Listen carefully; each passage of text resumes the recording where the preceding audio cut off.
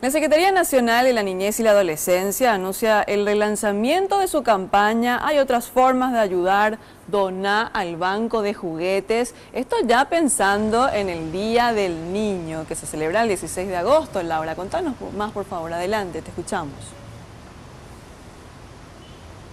Sí, y se trata de un Banco Nacional de Juguetes que de enero a esta parte ya recolectó más de 10.000 juguetes que fueron distribuidos. Ahora lo que inician desde la Secretaría Nacional de la Niñez y Adolescencia es el relanzamiento de esta campaña que tiene como meta recolectar 30.000 juguetes. ¿Cómo puede hacer la gente que quiera ayudar a esta campaña? Escuchamos lo que decía Sandra Alegre de la Secretaría Nacional de la Niñez y Adolescencia.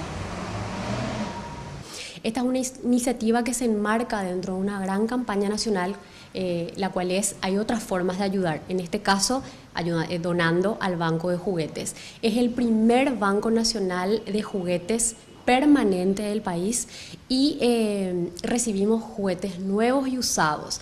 Nuestro primer aliado en esta iniciativa fue el Shopping del Sol, ¿verdad? Pero ahora hacemos como una especie de refuerzo, un relanzamiento de este banco ya con miras al 16 de agosto, que es el Día del Niño. Sí, nuestras bocas de recepción es acá, la Secretaría Nacional de la Niñez y la Adolescencia, Mariscal López 2029, esquina Cacarayá. Para cualquier consulta pueden llamar al 207-162, estamos abiertos para disipar todas las dudas. También en informes del Shopping del Sol, el Shopping Mariscal, el Shopping Mariano y el Jesuitas Plaza de Ciudad del Este. Y estos juguetes llegarán a más de 10.000 niños que forman parte de diferentes programas de la Secretaría. Entre ellos el programa Abrazo, el PAINAC, también familias acogedoras y algunos centros de atención integral municipales.